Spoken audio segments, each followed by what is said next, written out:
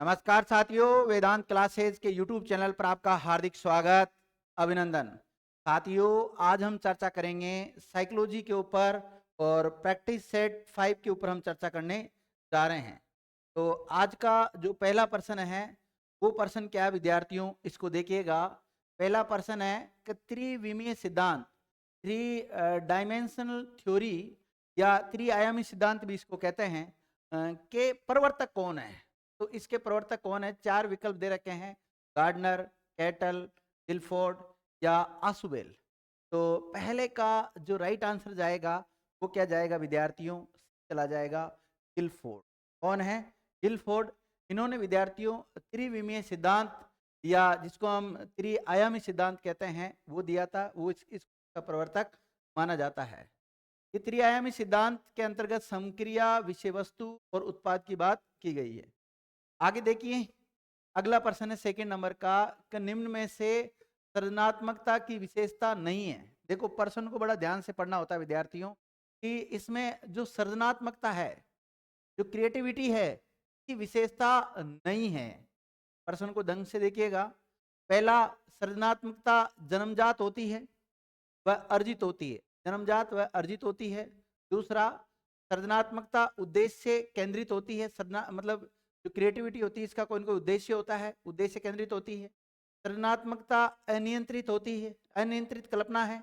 सृजनात्मकता नियंत्रित कल्पना है।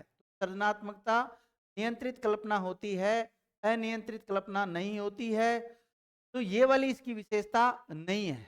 तो थर्ड नंबर की इसकी विशेषता नहीं है। तो दूसरे नंबर का जो प्रश्न है, इसका राइट आंसर क्या जाएगा विद्यार्थियों? इसका राइट आंसर जाएगा सृजनात्मकता। क्या चला जाएगा? सृजनात्मकता अनियंत्रित कल्पना है, ये गलत हो जाएगा। इसमें दो का राइट आंसर होगा सी। अगला प्रश्न है, इसको ध्यान से पढ़ लीजिए। तो बुद्धि मापन के सोपान कितने हैं? चार विकल्प दे रखे हैं, 3, 4, 8 या 9। तो बुद्धि मापन के सोपान कितने हैं? 3, 4 या 8 या 9। तो राइट आंसर क्या होगा विद्यार्थियों? तीसरे का ए। तीसरे का राइट आंसर क्या जाएगा विद्यार्थियों? ए चला जाएगा। और ये तीन सोपान कौन कौन से हैं? एक तो है क्रोनोलॉजिकल एज, और एक मेंटल एज, और एक आईक्यू, यानी कि बुद्धि लब्धि, मानसिक आयु और वास्तविक आयु। ये इसके तीन सोपान होते हैं। ये तीन सोपान कौन कौन से हैं, ये नाम आपको याद होना चाहिए।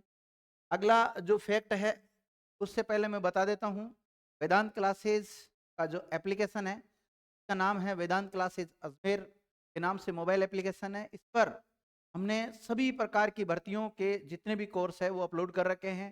साथ ही में कुछ फ्री कंटेंट अपलोड कर रखा है। जो भी विद्यार्थी वेदांत क्लासेस के साथ जुड़ना चाहते हैं, वो वेदांत क्लासेस अजमेर का मोबाइल एप्लीकेशन को गूगल प्ले पर जाकर स्टोर कर सकते हैं विद्यार्थियों। इसको डाउनलोड कर सकते हैं आप। और जैसे आप जाओगे तो स्टोर में आपको ऐसे बहुत कई प्रकार के कोर्सेज मिलेंगे। वहां जाकर उनको आप कुछ निःशुल्क कोर्स है उनका फायदा उठा सकते हैं, कुछ टेस्ट सीरीज है उनको दे सकते हैं वहां जाकर। ठीक है। अगला जो प्रश्न है वो प्रश्न क्या है, चौथे नंबर का, जब बच्चा कार्य करते हुए ऊबने लगता है। जब बच्चा कार्य करते हुए ऊबने लगता है तो इस बात का संकेत है। मतलब चार विकल्प दे रखे हैं। जब बच्चा कार्य करते ऊबने लग जाता है, इस बात का संकेत है कि बच्चा बुद्धिमान नहीं है, बच्चे में सीखने की योग्यता नहीं है, बच्चे को अनुशासित करने की जरूरत है, संभवतः कार्य यांत्रिक रूप से बार बार हो रहा है। तो इस चौथे नंबर का जो प्रश्न है, इसका राइट आंसर क्या जाएगा विद्यार्थियों? तो इसका राइट आंसर जाएगा डी। क्या जाएगा? डी जाएगा। संभवतः कार्य यांत्रिक रूप से बार बार हो रहा है, ये इसका राइट आंसर होगा। अगला देखिए, अगला प्रश्न क्या है, जब शिक्षिका कक्षा के अन्य शिक्षार्थियों के साथ समूह गतिविधियों में दृष्टिबाधित शिक्षार्थी को शामिल करती है। देखिए ढंग से पढ़िएगा प्रश्न। जब एक शिक्षिका है वो कक्षा के अन्य शिक्षार्थियों के साथ ही समूह की गतिविधियों में जो दृष्टिबाधित शिक्षार्थी को शामिल करती है, तो वह क्या है? समाहित शिक्षा की मूल भावना के अनुसार कार्य करती है। बी विकल्प में दे रखा है, दृष्टिबाधित शिक्षार्थी के प्रति सभी शिक्षार्थियों में सहानुभूति विकसित करने में मदद करती है। यह संभवतः दृष्टिबाधित शिक्षार्थी पर दबाव बढ़ाना चाहती है, या कक्षा के लिए सीखने में बाधा उत्पन्न करना चाहती है विद्यार्थियों। तो इसके लिए राइट आंसर क्या होगा? ए। क्या होगा विद्यार्थियों? 5वें नंबर का जो प्रश्न है इसका राइट आंसर है ए। क्या विद्यार्थियों? ए। अगला प्रश्न देखिएगा कि 14 दिनों की अवधि के शिशु की अवधि को क्या कहते हैं? भ्रूण, भ्रूणीय या पूर्व गर्भाधारण या नवजात? क्या कहते हैं विद्यार्थियों इसको? नवजात। क्या बोलते हैं? नवजात कहते हैं। अगला जो प्रश्न है वो क्या है कि 2 से 3 वर्ष का बालक इनमें से क्या दर्शाता है? नीचे 4 विकल्प दे रखे हैं। 2 से 3 वर्ष का बालक है, इनमें से किस बात को दर्शाता है विद्यार्थियों? तो देखिए, पहला सुगठित वाक्यों में बात करता है। 2 से 3 वर्ष के बालक की बात कर रहे हैं हम। एक छोटा सा बालक है, इसकी एज कितनी है? 2 से 3 वर्ष है। तो अब ये किस बात को दर्शाता है? सुगठित वाक्यों में बात करता है, 10 सामान्य शब्द पढ़ता है, अपना नाम बोलता है, धारा प्रवाह और स्पष्ट बोलता है। तो विद्यार्थियों इसमें राइट आंसर क्या जाएगा? सी। क्या चला जाएगा? सी चला जाएगा। अपना नाम बोल सकता है विद्यार्थी। ठीक है, तो 7वें नंबर का राइट आंसर क्या चला जाएगा? अगला प्रश्न देखिए विद्यार्थियों, ये भी शानदार है कि केटल का संस्कृति मुक्त जो परीक्षण है, जो कल्चर फ्री टेस्ट है विद्यार्थियों, वो बुद्धि का एक प्रकार का परीक्षण है। व्यक्तिगत शाब्दिक परीक्षण, सामूहिक शाब्दिक परीक्षण और अशाब्दिक परीक्षण, या शाब्दिक और अशाब्दिक दोनों परीक्षण विद्यार्थियों। तो कौन सा वाला जाएगा इसका? 8वें नंबर का जो राइट आंसर है वो जाएगा विद्यार्थियों कल्चर फ्री जो टेस्ट है वो किसके अंतर्गत जाएगा बताइए? राइट आंसर क्या होगा? बी या सी? तो सी। क्या होगा? अशाब्दिक परीक्षण के अंतर्गत आता है। अगला प्रश्न देखिएगा 9वें नंबर का, कि एक अध्यापिका पर्स पर सब्जियों के कार्ड रखकर बालकों से उसके नाम लेते हुए कूदने को कह रही है। एक शिक्षिका है, एक अध्यापिका है, वो पर्स पर सब्जियों से रिलेटेड एक कार्ड है, वो रख देती है, बालकों से उनके नाम लेते हुए कूदने को कह रही है। जैसे माना कि अगर हिंदी में बात करें तो आलू, आलू की जगह पे कूदने के लिए बोल रहे आलू पे कूदो, कोई टमाटर पे कूदो, कोई भिंडी पे कूदो, कोई मिर्ची टमाटर वगैरह जो भी सब्जियां होती है, ठीक है, इनके ऊपर कूदने के लिए बोलती है। बताइए वह बालकों में कौन सा विकास करना चाहती है? इससे बालकों में कौन सा विकास होगा विद्यार्थियों? अंगीय विकास, स्थूल मांसपेशियों का विकास, सूक्ष्म मांसपेशियों का विकास, या संज्ञानात्मक विकास? बच्चे जब उस कार्ड पर कूदते हैं तो उससे कौन सा विकास होता है? तो स्थूल मांसपेशियों का विकास होता है। 90 का जो राइट आंसर है विद्यार्थियों वो क्या चला जाएगा अपना? स्थूल मांसपेशियां। बी राइट आंसर होगा। क्या होगा? बी होगा। अगला देखिए, स्थूल मांसपेशियों के विकास के अंतर्गत कैसे विकास होता है? स्थूल मांसपेशियों का खेलने से, कूदने से, चलने से, स्नान वगैरह करने से, इनसे होता है। इस अवस्था में आक्रामक व धारणात्मक व्यक्तित्व विकसित होती है। तो धारणात्मक व्यक्तित्व और आक्रामक व्यक्तित्व कब विकसित होता है? मुखावस्था में, गुदावस्था में, लैंगिक अवस्था में, या अव्यक्ता अवस्था में? तो कब होगा विद्यार्थियों? ये होगा गुदावस्था में। क्या होगा? 10वें का राइट आंसर है विद्यार्थियों बी। क्या होगा? बी। अगर हम बात करें सिगमंड फ्राइड की, सिगमंड फ्राइड ने विद्यार्थियों मनोलैंगिक विकास सिद्धांत दिया था। इसमें 5 अवस्थाओं की उन्होंने बात की थी। एक तो मुखावस्था, गुदावस्था, लैंगिक अवस्था और अव्यक्तावस्था और जननांगीय अवस्था, जिसे हम जनेंद्रिय अवस्था भी कहते हैं। इन 5 अवस्थाओं की बात की थी। तो अपना इसके अनुसार जो राइट आंसर जाएगा वो क्या जाएगा? गुदा अवस्था। 10वें का जो राइट आंसर है वो क्या है? गुदावस्था। आगे देखिए, अगले नंबर का प्रश्न है, पाठ्यचर्या में समस्त अनुभव निहित है जो विद्यालय के द्वारा शिक्षा के उद्देश्यों की प्राप्ति के लिए उपयोग में लाए जाते हैं। ये कथन किसका है? मुंड्रो का है, करो करो का है, टीपीएन नन का है, या कैसबेल का? विद्यार्थियों 11वें का राइट आंसर होगा क्या? ए। क्या होगा विद्यार्थियों? ए होगा मुंड्रो का। किसका कथन है ये? मुंड्रो का कथन है। आगे देखिए, अगला प्रश्न है कि निम्नलिखित में से कौन सा चर्चा का एक रूप है जो सामूहिक रचनात्मक विचार को सक्षम बनाता है? कौन सा विद्यार्थियों ऐसा है कि रचनात्मक विचार को सक्षम बनाता है? वाद विवाद, प्रश्नोत्तरी, या संगोष्ठी, या मस्तिष्क उत्प्लवन? तो बताओ 12वें का राइट आंसर क्या जाएगा? डी। क्या जाएगा विद्यार्थियों? डी 12वें का राइट आंसर जाएगा, मस्तिष्क उत्प्लवन। मस्तिष्क उत्प्लवन के स्थान पे आपको क्या मिल सकता है? मस्तिष्क उद्वेलन भी कहते हैं इसको, विचारावेश भी कहते हैं, ब्रेन स्टार्मिंग भी इसको कहते हैं इंग्लिश में। अगला देखिए, अगला प्रश्न क्या है? राष्ट्रीय पाठ्यचर्या 2005 की रूपरेखा के अनुसार शिक्षक क्या है? देखिए विद्यार्थियों, जो राष्ट्रीय पाठ्य चर्चा 2005 है, उसकी रूपरेखा के अनुसार शिक्षक क्या है? शिक्षक एक मालिक है, शिक्षक एक सुविधा प्रदाता या सुगम करता है, या शिक्षक एक नेता है, या उपर्युक्त में से कोई नहीं। तो इसका जो राइट आंसर जाएगा विद्यार्थियों, शिक्षक एक सुविधा प्रदाता है, यानी कि सुगम करता है। इसका राइट आंसर क्या चला जाएगा? बी। प्रश्न नंबर जो 13 है, इसका राइट आंसर विद्यार्थियों बी है। क्या है? बी है। अगला जो प्रश्न है इसको भी ध्यान से देखिएगा। अगला प्रश्न क्या है? इस प्रकार के प्रश्न विद्यार्थियों में आलोचनात्मक चिंतन का विकास नहीं करेंगे। मतलब किस टाइप के प्रश्न है जो विद्यार्थियों में आलोचनात्मक चिंतन का विकास नहीं करते हैं? बंद प्रश्न, अपसारी प्रश्न, खुले प्रश्न या खोजपूर्ण प्रश्न? किस टाइप के प्रश्न है जो इसका विकास नहीं करेंगे? 4 विकल्प आपके सामने दिए हुए हैं, और तो अपना जो राइट आंसर जाएगा वो क्या जाएगा? बंद प्रश्न। क्या होता है? बंद प्रश्न। आगे देखिएगा, पाठ योजना के पंचपदीय उपागम का श्रेय जाता है। पाठ योजना का जो पंचपदीय है उपागम का श्रेय किसको दिया जाता है? जोहन फ्रेडरिक हर्बर्ट को, विलियम हर्ड किलपैट्रिक को, रूसो को, हर्बर्ट स्पेंसर को।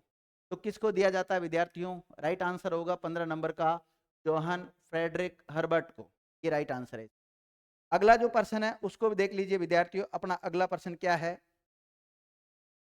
कि पारिस्थितिकी तंत्र सिद्धांत के अनुसार मूल्य किस तंत्र में समाहित है? पारिस्थितिकी तंत्र सिद्धांत के अनुसार कौन सा सिद्धांत है? पारिस्थितिकी तंत्र सिद्धांत के अनुसार मूल्य किस तंत्र में समाहित है? 4 विकल्प दे रखे हैं आपके। जो इकोलॉजिकल सिस्टम थ्योरी, इंग्लिश में क्या बोलते हैं इसको? इकोलॉजिकल सिस्टम थ्योरी बोलते हैं। इसमें सूक्ष्म तंत्र, बृहत तंत्र, मेसोतंत्र या एक्सोतंत्र। तो इसमें बात की गई है बृहत तंत्र की। देखिए विद्यार्थियों, पारिस्थितिक तंत्र है या इकोलॉजिकल सिस्टम थ्योरी है, वो किसने दी है विद्यार्थियों? सबसे पहले तो इसका नाम याद रखना, यूरी ब्रॉन फैन ब्रेनर ने यूरी ब्रॉन फैन ब्रेनर ने दी। इसमें 5 मंडलों की बात की गई है, लघु मंडल, मध्य मंडल, बाह्य मंडल, बृहत मंडल और घटना मंडल। तो हमारा जो राइट आंसर जाएगा इसमें बृहत मंडल जाएगा। अगला प्रश्न क्या है कि चाइल्डहुड एंड सोसाइटी नामक जो पुस्तक है उसके रचयिता कौन है विद्यार्थियों? 3 पियाजे हैं, सिगमंड फ्राइड है, इरिक इरिक्सन जिसको एरिक्सन भी कहते हैं, या कोहलबर्ग है विद्यार्थी। तो राइट आंसर क्या जाएगा अपना? इरिक इरिक्सन या एरिक्सन चला जाएगा। क्या चल जाएगा? एरिक्सन चला जाएगा।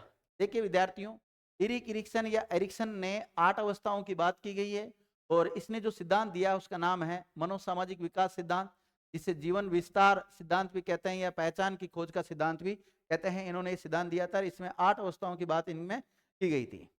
अगला प्रश्न क्या है कि कौन सा कथन सही है? कौन सा कथन सही है? और 4 विकल्प आपके सामने दिए हुए हैं विद्यार्थियों। कथन सही है, प्रश्न को ढंग से पढ़ना। अधिगम की निश्चित समय सीमा होती है, अधिगम विकास को आंतरिक रूप से प्रभावित करता है, अधिगम मुख्यतः परिपक्वता के प्रभाव से विकसित होता है, अधिगम की प्रक्रिया बाह्य परिवेशी घटकों पर आधारित नहीं होती है। तो 18वें नंबर का जो राइट आंसर जाएगा वो क्या जाएगा? सी, क्योंकि अधिगम मुख्यतः परिपक्वता के प्रभाव से विकसित होता है। आगे कुछ एक्सप्लेनेशन कर रखा है, इसको देख लीजिए। अगर हम परिपक्वता और अधिगम के बारे में कुछ पॉइंट्स देखें, परिपक्वता वंशानुक्रम से रिलेटेड है, में आंतरिक रूप से प्रभावित करता है, और परिपक्वता पर अधिगम का प्रभाव नहीं पड़ता है। इसका उल्टा अगर हम देखें तो अधिगम पर परिपक्वता का प्रभाव पड़ता है क्या? बिल्कुल पड़ता है। अधिगम विद्यार्थियों जीवन पर्यंत चलता है, ध्यान रखना, कोई निश्चित सीमा नहीं होती है अधिगम की, जीवन पर्यंत व्यक्ति सीखता रहता है।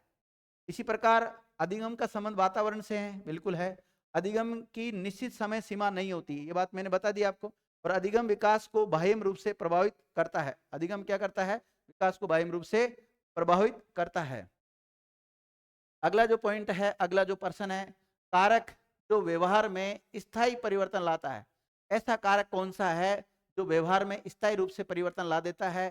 जैसे बीमारी की वजह से, शारीरिक थकावट की वजह से, या मानसिक थकावट, या परिपक्वता या परिपक्वन। तो विद्यार्थियों इसका जो राइट आंसर जाएगा अपना 19वें नंबर का, वो चला जाएगा सी। क्या चला जाएगा?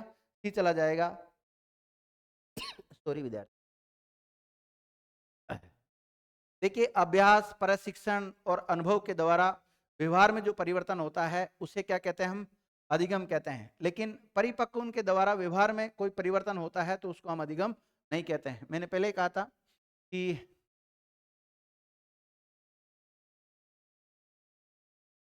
आगे देखिए अगला फैक्ट क्या है, अगला प्रश्न, परिपक्वता बालक के विकास को आंतरिक रूप से प्रभावित करती है।